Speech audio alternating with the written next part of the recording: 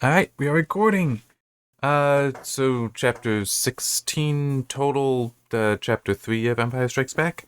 Um, eh, I mean, it's not that impressive.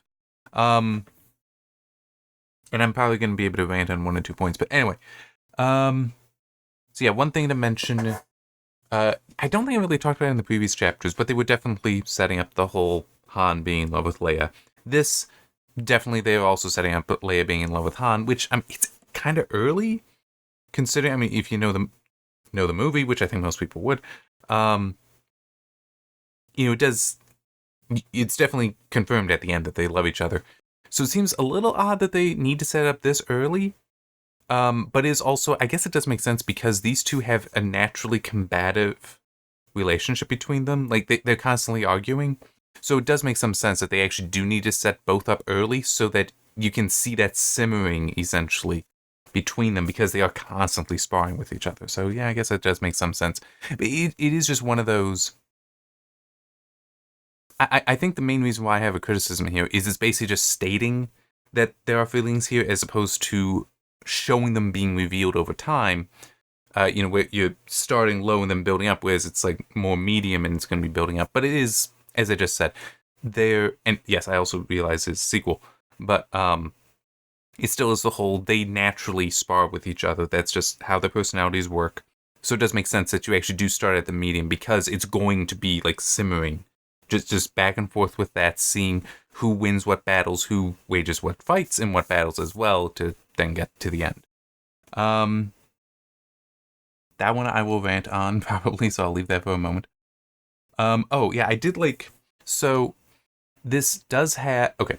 The chapter starts with R2 is outside of the rebel base scanning, try to pick up where people are, where Han and Luke are. Obviously not in range, just as in the movie, and it ends with the probe droid being destroyed. So being discovered and then destroyed. Okay.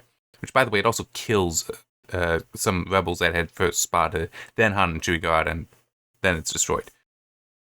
Kind of silly how that actually works out when I think about it. But anyway, um, we do have the whole R2 calculates the odds that they could survive, and 3PO tells them. And in the movie, I'm pretty sure he has been known to be wrong from time to time. Pretty sure that's the line. This kind of passive but also pessimistic view. In the book, it's actually I don't think we needed to know that. We just is like, R2 says this, and it's like, oh, he's saying it's 725-1. I don't think we need to know that. It's like that. That I think is a bit better there. That he's not talking to the whole group. It's more he's talking to R2. Like, why'd you even say that? Because I always translate what you say. Seriously, don't do that. I like that. That's more about their relationship than his relationship with everyone else. Yeah, I do find it also interesting. So Luke is rescued, and although they don't get into how he's rescued, which I am a little curious about, but anyhow, he's now in the tank, described very much like in the movie. You got the surgeon droid there and another that assisted, and it talks about how the surgeon droid that has this programming that's he's in the best of care for all this, and what does the surgeon droid do? Button, Bacta.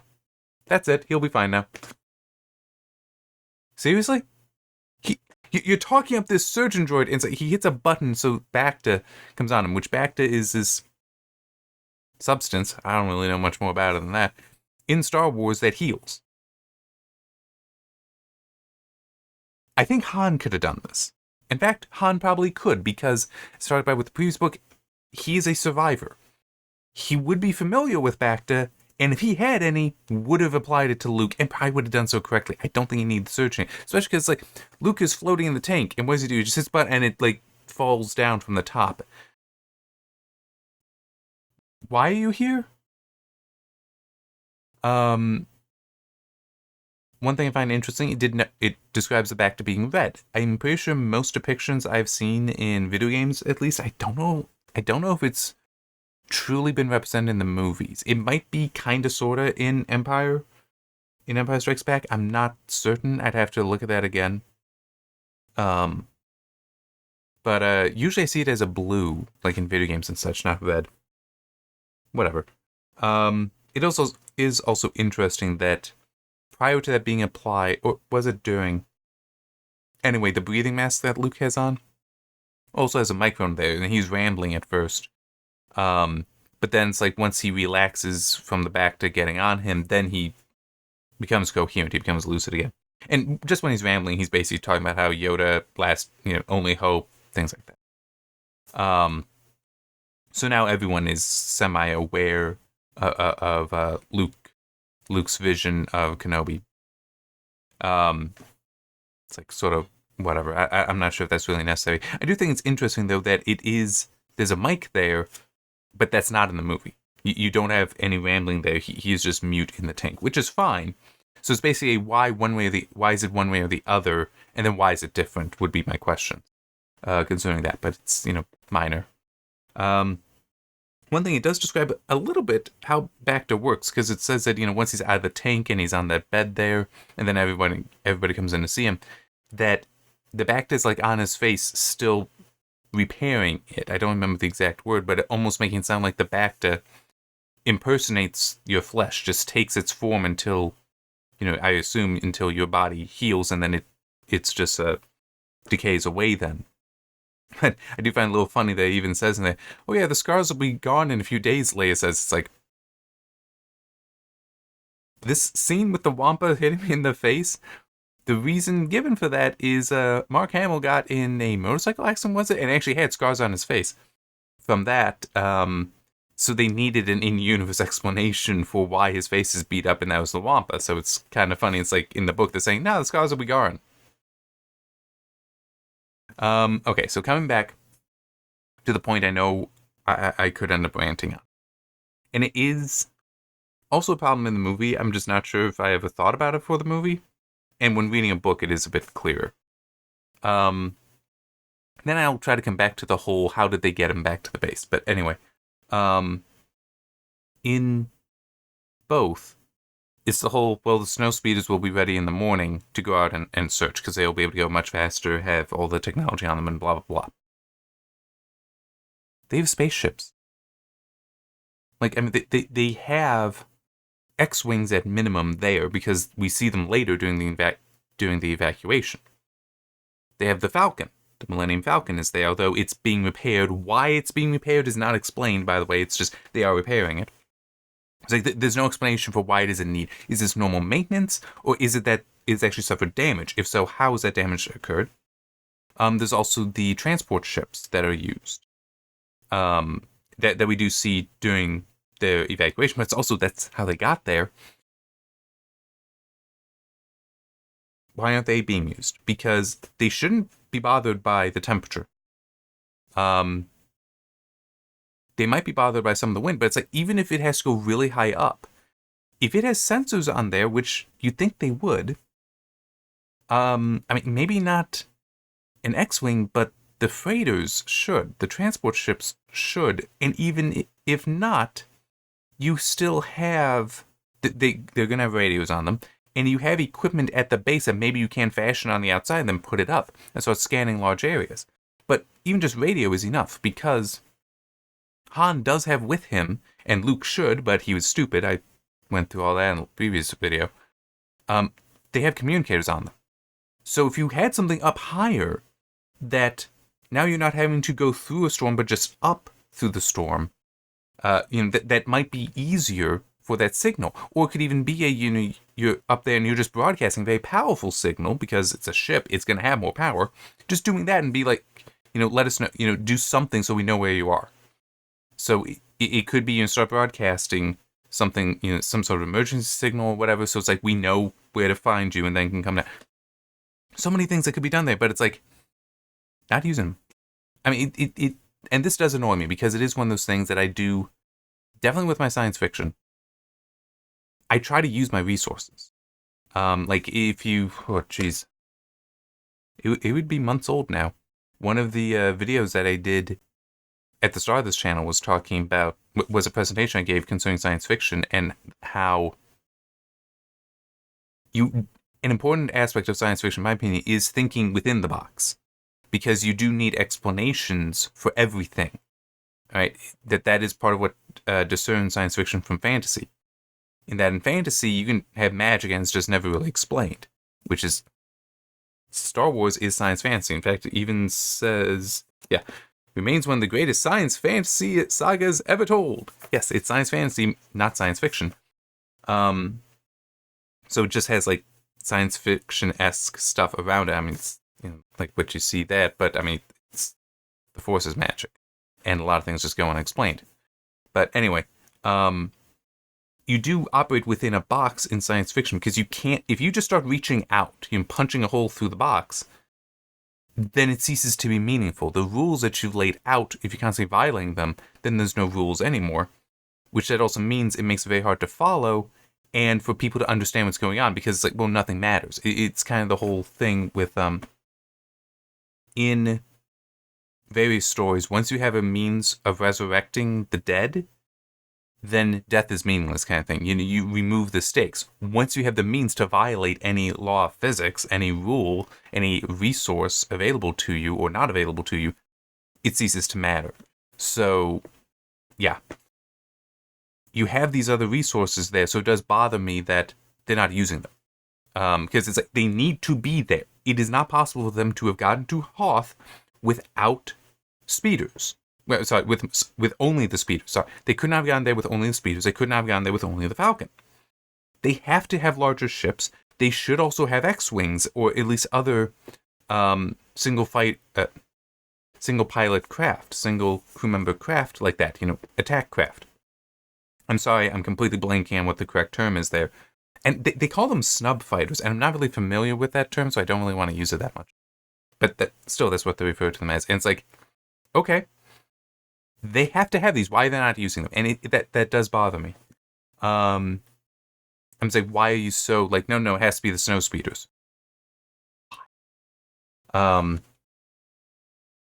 We do also have, and I actually don't like how this was written.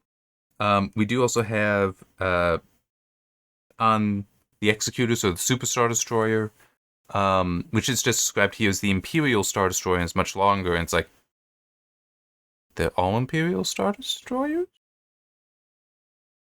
Anyway, but Vader's being shown the image, not of the shield generator, which is what they show in the movie, but of snow speeders, like going overhead, that the probe droid sees. And I don't like that it literally calls them Rebel snow speeders at this time. They should not have done that. I'm very serious here. They should not have, because to the Imperial's knowledge, they are not Rebel snow speeders. They're just snow speeders.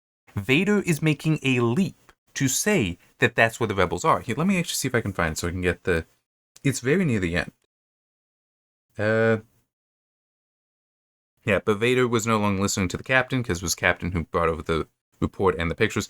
His masked face turned toward an image beamed on one of the view screens, an image of a small squadron of Rebel snow speeders streaking above the white fields. They should not have said Rebel, because to Vader, he has no knowledge that is it. It is not until after this that he states that's it. And then, that is the one, and Skywalker is with them. I'm saying that they should not have stated that, because it's going to be interesting when I go through this same kind of process with at least the Children of Many Gifts. I'm not sure about Failure. I think it would really only be Children of Many Gifts. Because there are points in that I know that there's missing information to the reader. The reason why is because the main character, even though this is technically that is a third-person story, it's third-person limited, though. The main character that you're following at the time doesn't know certain things, is just seeing half of it. So I may know what the other side is. I may know what the answer is, but I'm not writing it because, she doesn't know. Constance isn't aware of this stuff, so she cannot have any further knowledge. She cannot have any informed opinion there. That should also be the case here with Vader. So that they I'm very serious, should not have had the word rebel. Somebody should have been like, no, we need to strike that out. Why? Because Vader doesn't know. He makes the leap from this. As far as they know, they're just snow speeders. Unless you're going to tell me that the Rebel Alliance specially contracts for custom snow speeders. What? That doesn't jive with what we've seen here. It's like the Rebels are so often depicted as ragtag and even upstart. They'd be using what's available. They might be purchasing the good stuff, but they would be using what's available. I don't even like, in some ways, how it's described as a time of civil war. Because so often the depiction is the Rebel Alliance is tiny compared to the Empire. That's not a civil war when it's like you have maybe 1,000 people. I mean, a few hundred, I think, is all we can accurately, safely assume. Because it even said that in the end of A New Hope that there were hundreds there at the medal ceremony, but then they disperse. So hundreds there. Let's say it's 1,000, so we're rounding up and just allowing that there are hundreds more that weren't at Yavin, right?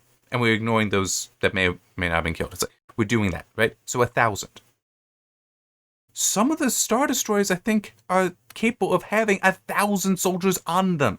The Death Star certainly would have had way more than 1,000. It was huge. It's like those are off-the-shelf snow speeders. Well, initially, they would be purchased off the shelf and they have to modify them. But it's like, there's, unless they're putting the Rebel logo on there's no way you look at that and it's like, oh yes, those are Rebel snow speeders. You have to guess that. And if they are putting it on there, then the Admiral going, well, no, those might be pirates. It's like, it literally says right there that the Rebel line. I mean,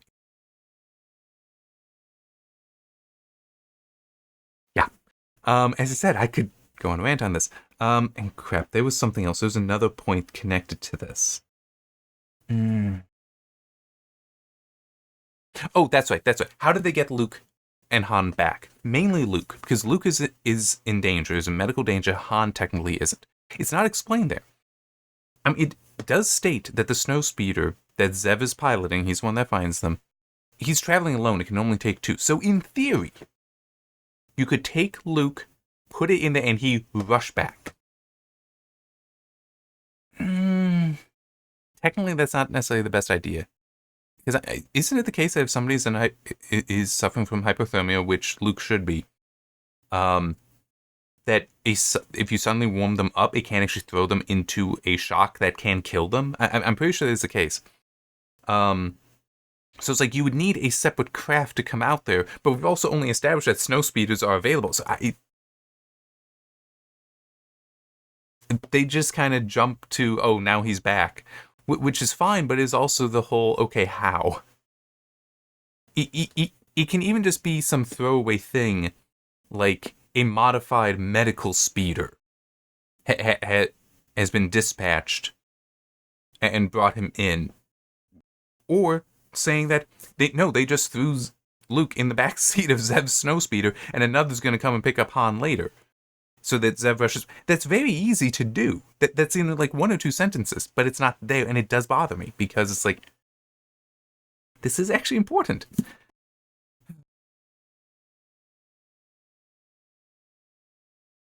That's kind of it that I have. So the probe droid has been destroyed, and they basically know now that the Imperials do know, the Empire does know where they are, and so will be coming. It's like, well, we better start evacuating. So yeah, we'll have the Battle of Hoth next, I guess. But yeah, it's. I'm just. We'll be getting to that. I mean, it's nice. I'm just trying to think. Do I have anything? It is a little odd because like they don't necessarily know how much time they have. Because it's not unreasonable that they could actually escape before the Imperials arrive, but they don't. We know there's the battle. It also seems, I don't know, just somebody aligns up very coincidentally. Like, the probe droid just happened to be near enough. The probe droid it also took images of the snow speeders. But it also shot and killed rebels that found it first. It didn't have a picture of them. And apparently doesn't report that back. It's kind of silly. There's also kind of a question of why did it self-destruct? Because if it kills, it has blasters, so it killed the first people that it encountered.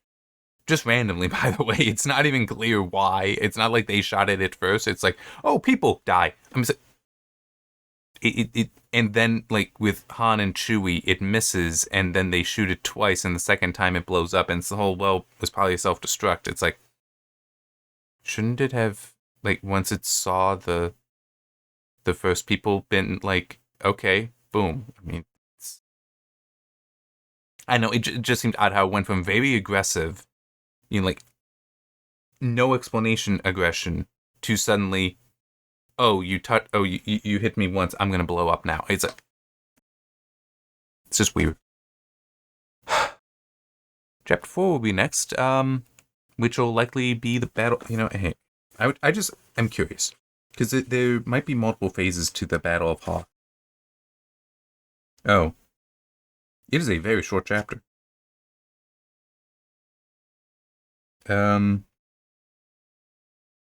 Yeah, no, I mean, it's a very short chapter. It seems like it's just preparation. Then, yes, after that, so chapter 5 is the actual battle. And 6.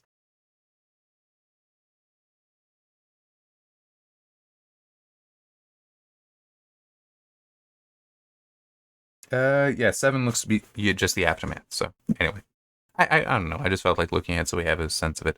And also, even though I know these videos should be short, I also enjoy making them, so I let them go a little longer than I probably should. Anyway, see you next time when we have that short chapter of the preparation before the Battle of Hoth.